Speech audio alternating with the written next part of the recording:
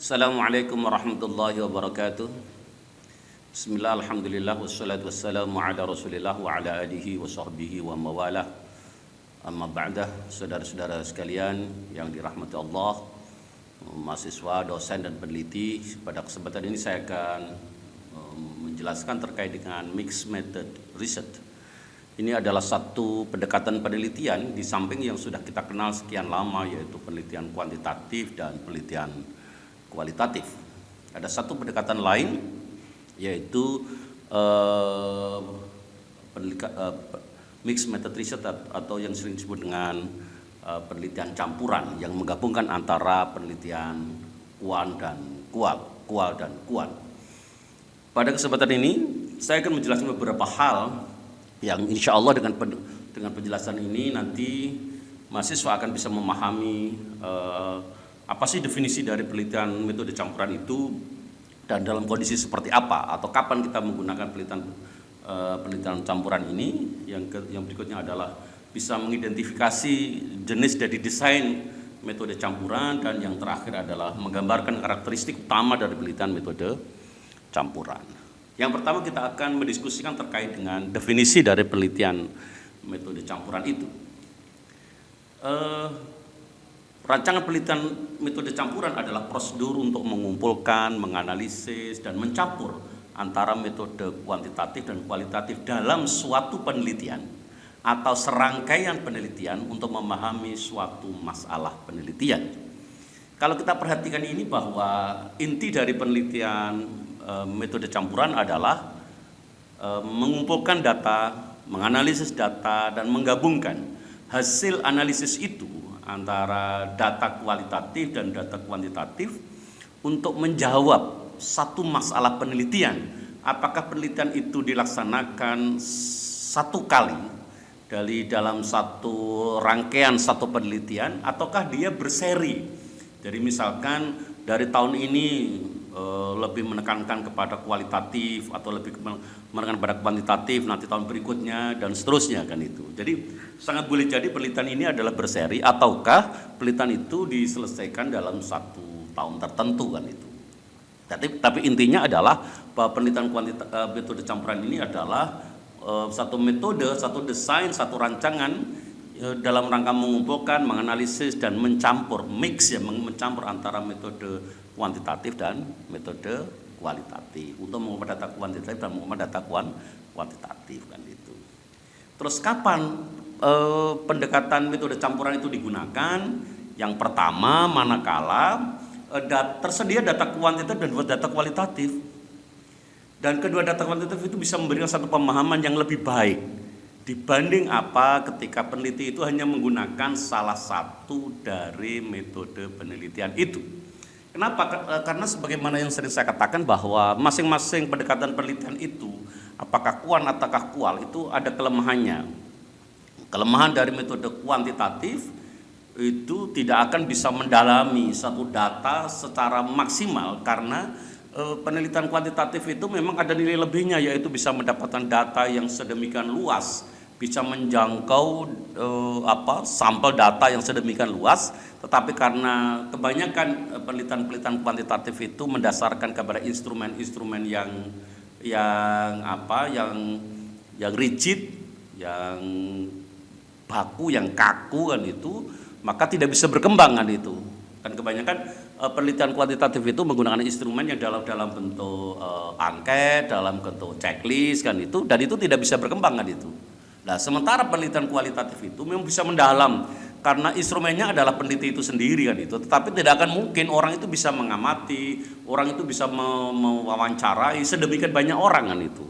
Maka masing-masing itu tentu ada kelemahannya. Dan manakala ternyata kita bisa menjangkau kedua-duanya, kita bisa menjangkau data-data kuantitatif, kita bisa menjangkau data-data kualitatif, kita juga mempunyai satu kemampuan, apakah diri kita ataukah tim dari penelitian itu mempunyai satu kemampuan untuk mengumpulkan data kedua-duanya, menganalisis kedua-duanya dan mencampurkan, itu tentu akan sangat lebih baik. Dan manakala kondisi itu terpenuhi, maka kita bisa menggunakan penelitian metode campuran ini kan itu. Jadi oleh karena itu penelitian metode campuran adalah desain yang baik untuk digunakan jika kita berusaha untuk membangun kekuatan data kuantitatif dan kualitatif sekaligus.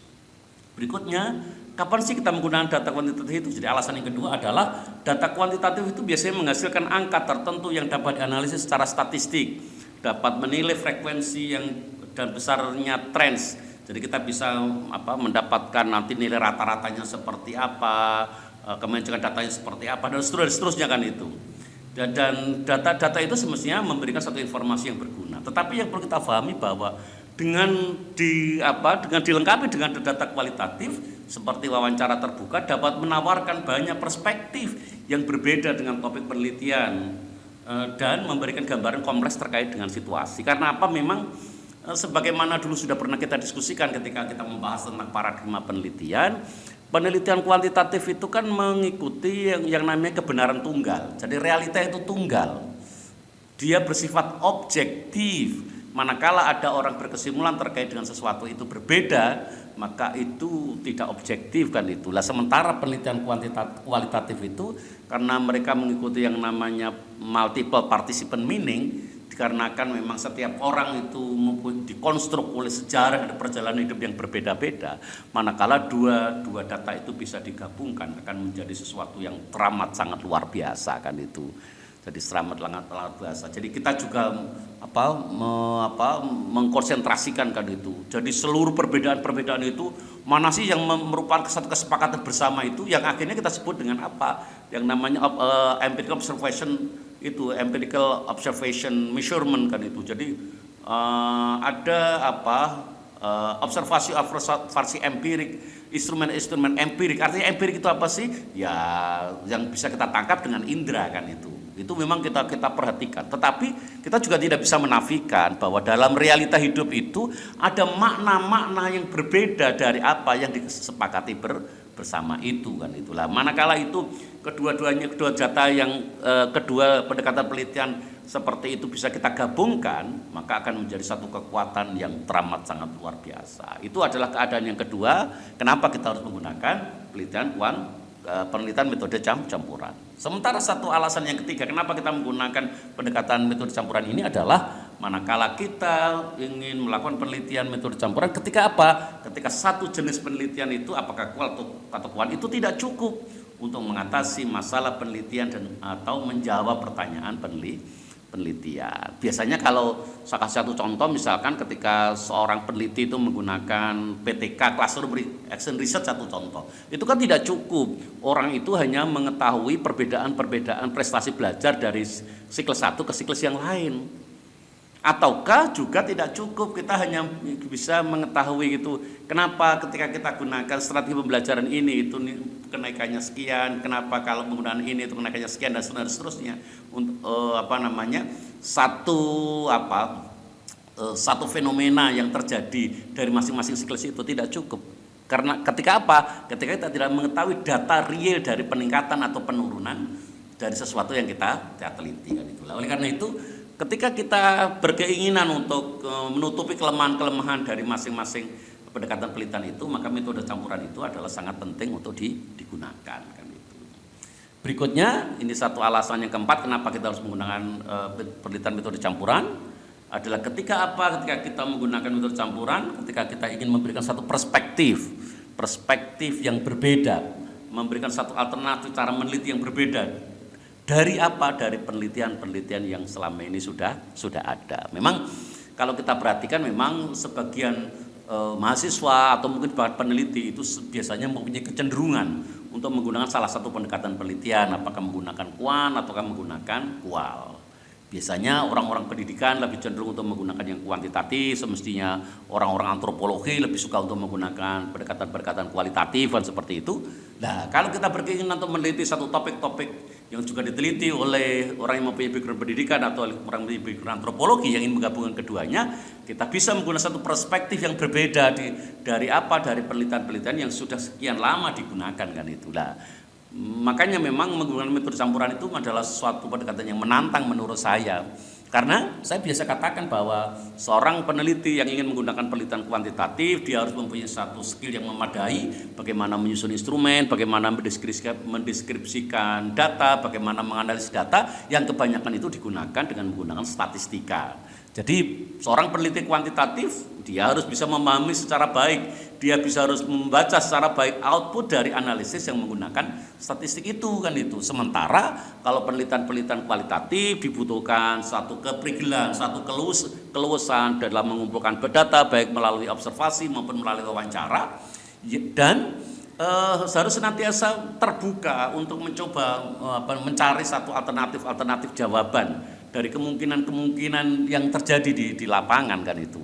Oleh karena itu saya sering mengistilahkan bahwa adanya hipotesis kerja ya. Jadi hipotesis yang memang bisa kita ajukan ketika kita mendapatkan satu realita di lapangan. Satu contoh misalkan ketika saya mendapatkan satu realita ketika dalam 1 tahun saya meneliti tentang pergeseran peran kiai itu, saya menemukan ada beberapa santri yang ketika ketemu kiainya itu tidak cium tangan kan itu. Maka waktu itu saya berusaha untuk mencari jawaban berbagai kemungkinan. Kenapa kok santri-santri ini ketika ketemu kiainya tidak cium tangan. Nah, dari berbagai kemungkinan itu akhirnya saya dalami mana di antara kemungkinan itu yang paling mendekati.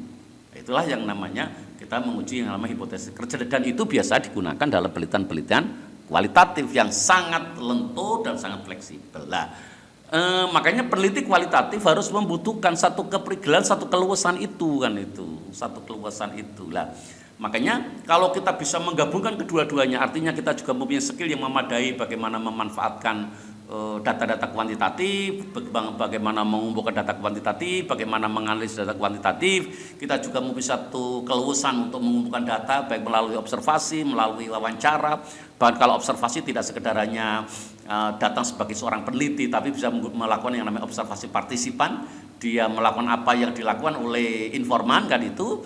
Dia juga akhirnya bisa menganalisis, mencoba mencari jawaban-jawaban dari berbagai realita di lapangan. Dan akhirnya dia simpulkan berdasarkan satu piece analisis yang dia gunakan, dan kedua-dua itu dimiliki oleh seorang peneliti atau oleh sekelompok peneliti kan itu. Maka ketika menggunakan pendekatan campuran itu akan menghasilkan sesuatu yang sangat luar biasa. Karena apa? Kekurangan dari masing-masing pendekatan itu bisa diminimalisir dengan menggunakan pendekatan metode campuran. Oke. Selanjutnya kita berbicara tentang rancangan penelitian campuran itu seperti apa sih? Setidak-tidaknya ada 6 desain penelitian metode campuran. Yang pertama adalah the convergent parallel design, yang berikutnya adalah the explanatory sequential design, yang ketiga adalah exploratory sequential design, yang keempat adalah the embedded design, yang kelima adalah the transformative design, yang keenam adalah the multi phase design kan itu. Tetapi dari 5 ini semestinya, dari 6 ini maksud saya, semestinya yang paling kuat adalah 4 yang pertama. Lah, sementara kalau yang kelima itu adalah semestinya orientasi atau tujuan dari peneliti ketika dia harus menggunakan pendekatan metode campuran. Sementara kalau multifase itu semestinya adalah yang tadi itu, kalau ada pilihannya ada 2, apakah penelitian metode campuran itu dilaksanakan sekaligus dalam satu proyek penelitian atau dilaksanakan secara berseri kan itu, diteruskan pada tahun berikutnya, Ya, biasanya kalau untuk proyek pembangunan itu sering disebut dengan multi year kan itu ya. Jadi multifase sama dengan multi year itu kan itu. Oke, kita pahami bersama-sama. Sekarang kita masuk the convergent parallel design. The convergent parallel design itu seperti apa? Adalah manakala penelitian metode campuran itu dilaksanakan secara bersama-sama. Jadi data-data kualitatif dan data-data kuantitatif itu dikumpulkan dalam waktu yang sama. Oleh karena itu, yang memanfaatkan the convergent parallel design itu biasanya adalah penelitian kolektif yang dilaksanakan oleh beberapa peneliti. Nanti ada beberapa peneliti yang ditugaskan untuk mengumpulkan data-data kuantitatif, ada peneliti yang ditugaskan untuk mengumpulkan data-data kualitatif sekaligus, dan setelah kedua data itu terkumpulkan, mereka akan membandingkan, akan mencoba mengkorelasikan kan itu, dan akhirnya diinterpretasikan menjadi temuan-temuan penelitian untuk bisa didiskusikan dengan penelitian-penelitian terdahulu. Itu the convergent. Jadi the convergent parallel design itu sifatnya bahwa kedua pendekatan penelitian itu dilaksanakan secara bersama-sama. Sementara berikutnya untuk yang explanatory sequential design itu adalah lebih mendahulukan penelitian kuantitatif kan itu. Jadi dia kumpulkan dulu data-data kuantitatif,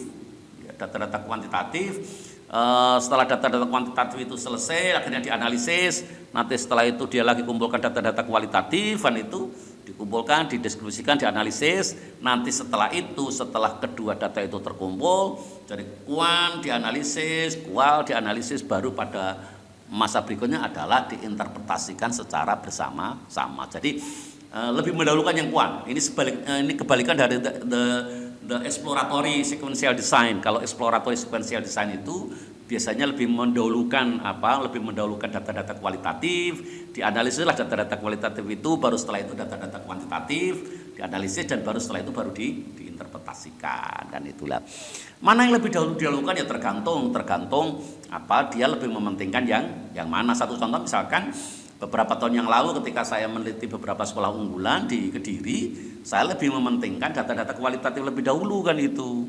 Jadi data-data kualitatif kita gali melalui observasi, melalui wawancara kan itu. Terus dalam rangka untuk mendapatkan data yang jauh lebih luas terkait dengan satu topik yang sama, waktu itu akhirnya kita kumpulkan data dengan menggunakan angket. Sehingga kual lebih dahulu, sehingga itu kalau desainnya namanya exploratory sequential design. Tetapi manakala ada orang yang ingin mengumpulkan data kuan lebih dahulu, baru setelah itu ingin didalami kan itu. Jadi kasus-kasus menarik dari hasil analisis data-data kuantitatif itu ingin didalami dengan menggunakan observasi dan wawancara, berarti mendahulukan kuan dibanding kual. Yang ini namanya explanatory sequential design. Yang keempat itu adalah embed design, dan ini dulu saya pernah lakukan ketika saya meneliti di UTM, di Universitas Teknologi Malaysia waktu itu kan itu. Jadi waktu itu saya lebih mementingkan kual. Jadi embed itu artinya ditancapkan. Jadi kalau kita tuh lebih mementingkan data-data kualitatif ya. Tentu yang kita kebanyakan kumpulkan adalah data-data kualitatif kan itu. Tetapi hanya dalam rangka agar data kualitatif itu lebih kuat, maka akhirnya kita cari data kuan untuk kita tancapkan. Jadi sifatnya sekedar hanya memperkuat, tidak membandingkan. Dan embed juga bisa. Jadi pastinya penelitian itu adalah lebih mementingkan data-data kuantitatif kan itu. Untuk memperkuat kita carikan data-data kualitatif. Ini berbeda dengan yang tadi, yang explanatory sequential design atau exploratory sequential design itu prioritasnya sama, antara kual sama kuan itu sama. Jadi yang berbeda hanyalah urut-urutannya kan itu. Ini embed design juga berbeda dengan convergent parallel design. Kalau convergent parallel design itu dilaksanakan dua sekaligus secara bersama-sama, tapi bobot dari atau prioritas data dari kuan dan kual itu juga sama. Ini sementara kalau embed itu lebih mementingkan salah satunya, prioritasnya itu lebih penting salah satunya lah itu, seperti itu. Terus berikutnya adalah transformative design. Transformative design itu biasanya ada program yang mengenai empowering kan itu. Jadi transformative design itu menurut saya banyak digunakan kalau di lembaga-lembaga pendidikan, itu di classroom and research. Itu biasanya kita ingin mencoba memberdayakan ada satu transformasi skill dari seorang peneliti yang biasanya dari dosen dengan guru-guru yang menjadi subjek penelitian. Jadi gurunya itu diajak berkolaborasi untuk meneliti agar apa? Agar ada transformative skill dari seorang dosen kepada guru kan itu. Atau penelitian antara guru sama mahasiswa, ketika mahasiswa itu melaksanakan magang 3, dia mengajak guru untuk berkolaborasi di dalam rangka meneliti agar apa nanti skill yang dimiliki oleh guru pamong itu nanti bisa ditransformasi ke siapa, ke siswa, ke mahasiswa ya, mahasiswa melakukan magang itu kan itu. Jadi ada transformasi skill ya, atau transformasi skill dari satu orang ke orang yang lain. Itulah inti dari transformative design. Sementara kalau yang multifase design tadi, bahwa penelitian itu dalam 1 tahun lebih ditekankan kepada kual atau kuan, diinformasikan, dibuat laporan penelitian, terus nanti setelah itu tahun berikutnya meneliti dengan topik yang sama tetapi dengan kual atau kuan salah satunya. Yang penting kalau satu tahun itu menggunakan kual, yang tahun berikutnya berarti kuan. Kalau setahun menggunakan kuan, tahun berikutnya berarti menggunakan kual. Dan setiap tahun itu setelah penelitian itu dilaksanakan ya dibuat laporan penelitian. Baru setelah 2 fase atau beberapa fase penelitian yang menggunakan pendekatan berbeda-beda itu selesai, akhirnya dibikinlah laporan yang bersifat mixed method research kan itu.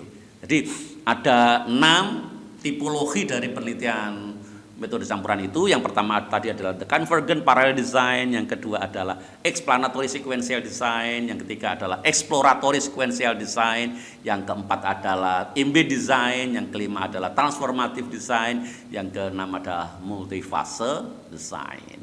Mana yang mau digunakan ya tergantung setidak-tidaknya. Pertama terkait dengan tim, apakah dia peneliti sendiri ataukah dia apakah penelitian itu tim. Yang kedua itu terkait dengan tujuan dari penelitian itu lebih mementingkan yang mana untuk bisa mendapatkan satu data yang lebih kuat dan dapat dipertanggungjawabkan, itu lebih mementingkan yang mana dan seterusnya. Kalau sifatnya setara ya gunakan tipe yang pertama tadi, the convergent parallel design. Atau kalau saya ingin data ini harus kita eksploratory lebih dahulu, kita explore lebih dahulu, berarti kual dulu baru kuan.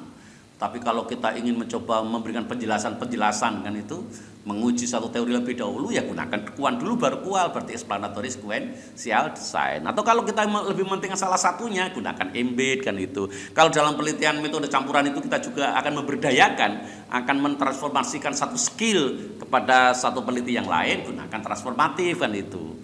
Kalau penelitian campuran itu kita selesai dalam 1 tahun ternyata berat, ya kita gunakan multifase design. Jadi ada 6. Oleh karena itu berdasarkan desain itu, maka kalau kita lihat karakteristik umum dari desain metode campuran adalah yang pertama itu adalah rasionalisasi penggunaan rancangan metode penelitian itu kan itu, rancangan metode campuran itu kan itu. Yang tadi sudah saya jelaskan. Jadi rasionalisasi penggunaan itu adalah terkait dengan alasan-alasan kenapa kita menggunakan itu kan itu. Yang tadi bahwa alasannya adalah kalau kita bisa menggunakan 2 pendekatan penelitian itu akan memperkuat hasil dari penelitian kita. Kita bisa menutupi ya. Jadi rasionalisasi itu. Yang kedua adalah prioritas data. Kalau prioritas datanya itu seimbang tadi, pilihannya apa tadi? Pilihannya kita bisa menggunakan convergent parallel design, atau kita menggunakan sequential design, explanatory sequential design atau exploratory sequential design. Kalau prioritasnya kita lebih menentukan salah satunya, kita bisa menggunakan embed design. Yang kedua urut-urutan tadi, mana yang dilakukan kuan atau kual, pilih aja 2 tadi kan itu, bisa menggunakan explanatory atau bisa menggunakan exploratory sequential design. Dan yang karakteristik berikutnya adalah memadukan kedua data itu kan itu. Jadi 2 data kual dan kuan itu harus betul-betul dipadukan, didiskusikan kan itu. Untuk apa? Mendapatkan satu hasil yang paling baik. Baru setelah didiskusikan nanti antara kedua data itu baru didiskusikan dengan apa? Dengan penelitian terdahulu. Dan yang kelima adalah membuat diagramnya. Diagramnya seperti apa ya? Tadi yang saya contohkan, kalau diagram paralel convergent parallel design itu ya seperti tadi gambarannya. Kalau explanatory sequential design gambarnya seperti tadi, seterusnya.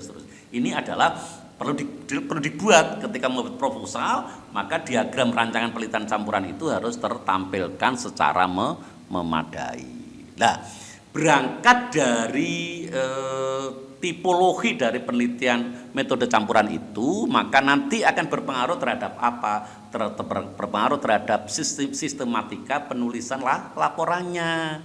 Nah, gitu kan itu. Jadi kalau memang embed ya paparan datanya cukup jadi satu, tetapi di satu paduan dalam satu bab kan itu.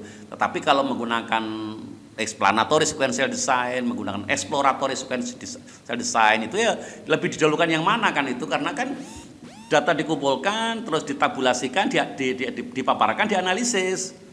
Baru setelah itu pendekatan yang lain juga sama kan itu, data dikumpulkan, data dideskripsikan, dan data itu dianalisis. Jadi pendekatan tipologi seperti apa yang digunakan itu nanti akan berpengaruh terhadap apa? Sistematika laporan penelitiannya. Nah, inilah yang barangkali perlu diperhatikan oleh kita semuanya ketika kita ingin menggunakan pendekatan metode campuran. Dan menurut saya ini adalah satu pendekatan yang baik yang perlu diperjuangkan untuk bisa digunakan. Saya pikir mahasiswa S1 pun bisa kan kalau bersungguh-sungguh untuk mempelajari pendekatan metode campuran ini. Barangkali itu sedikit yang bisa saya sampaikan pada kesempatan ini. Semoga penjelasan saya terkait dan mixed method research pada kesempatan ini memberikan nilai manfaat, nilai guna, dan semoga ilmu ini menjadi ilmu yang barokah. Ihdinas siratal mustaqim. Wassalamualaikum warahmatullahi wabarakatuh.